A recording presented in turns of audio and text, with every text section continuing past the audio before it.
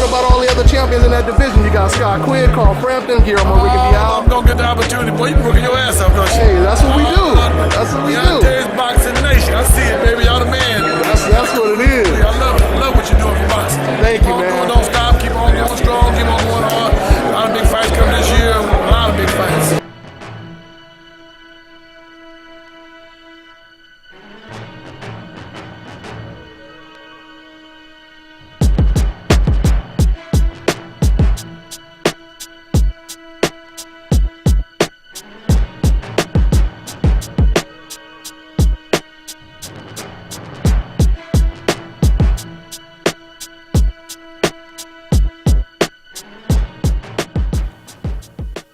DONTAE'S Boxing Nation, what's going on, guys? So, man, I'll tell you right now, the light heavyweight division is really starting to heat up right now.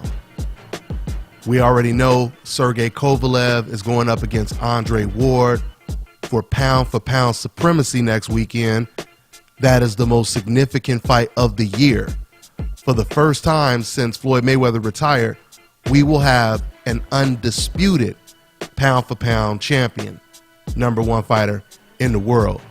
So, I can't wait to watch it. Everyone is looking forward to it, including another great light heavyweight fighter, which is Superman Adonis Stevenson. Matter of fact, Adonis, he just recently said that he wants the winner of Ward versus Kovalev, which is even bigger. Matter of fact, this is what he had to say. Let me go and quote him.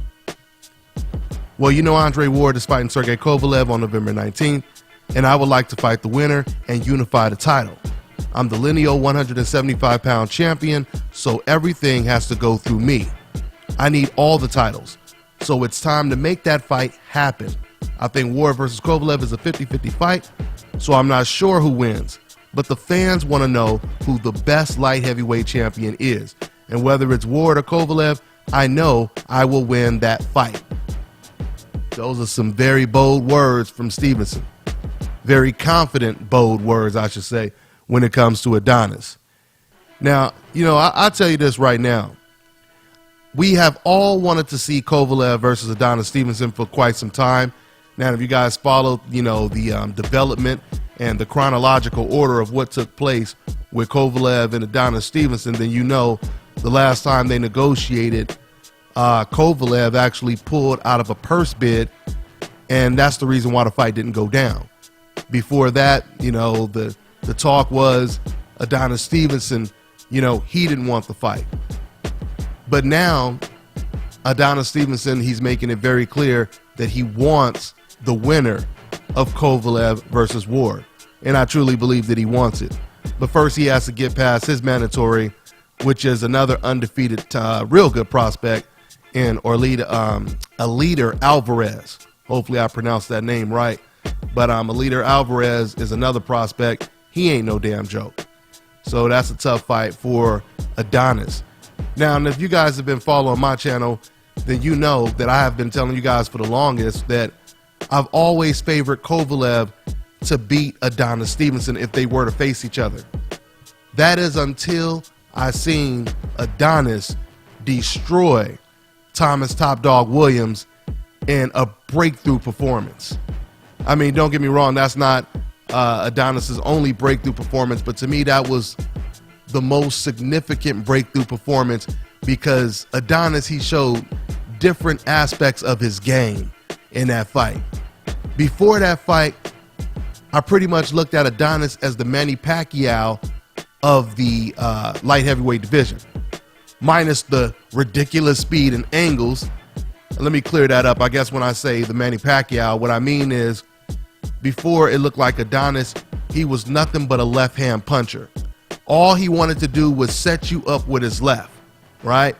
He didn't really fight on the inside, which is how Manny Pacquiao fights. Manny Pacquiao, he fights you from a distance. He wants to keep you at the end of his punches so he can get full extension on his favorite punch, which is the left hand. That's exactly what Adonis usually does. They don't really fight on the inside. And, when I watched this Adonis Stevenson versus Top Dog Williams fight, in the first couple rounds, that aspect of Adonis' game was exposed because Thomas Top Dog Williams, he went on the inside. He went on the inside, and for maybe the first or second round, he looked like he was making Adonis very uncomfortable. And then all of a sudden, out of nowhere, Adonis Stevenson, he comes out, I guess, like in the third and the fourth round, and he starts fighting Top Dog Williams' game. And next thing you know, he's breaking down the aggressor. And eventually he knocks him out. So when I seen Adonis Stevenson go toe-to-toe, do something I never really seen him do too often, fight on the inside, throwing both hands, not just the left.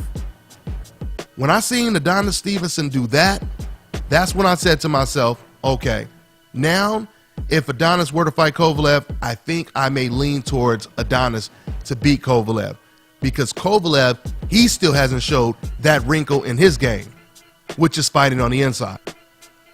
So it'll be really interesting to see who finishes on top when it comes to this trio of great champions at the light heavyweight division.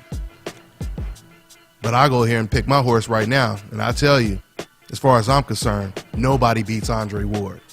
Not Kovalev, not Adonis Stevenson. I believe Kovalev, he may even be tougher for Ward than Stevenson, but I don't see anyone beating Andre Ward. This man just, it's not in his DNA to lose. And I know that's saying a lot. Of course, anyone can lose. But my point is simple. That is Andre Ward's state of mind. He is willing to do whatever it takes to win. I talked to Mickey Bay. I talked to Mickey Bay, and Mickey Bay, who came up through the amateur rankings with Andre Ward, Darrell, Donaire, all of those fighters. He came up through the rankings with them. And Mickey Bay, he said something that was really interesting, which I may even do a separate video and talk about.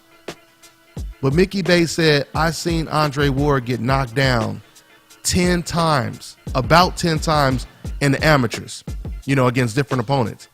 And he said every single time he got knocked down, he got back up, came back, and won the fight.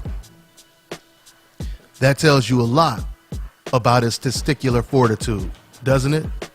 So this is the reason why it is very difficult for me to pick against Andre Ward. I don't think I would ever pick against Andre Ward, at least until he gets an L on his record. And then, of course, that changes the entire dynamic. So that's all I got for now. I'm on to the next one. Hi, you're watching Dante's Box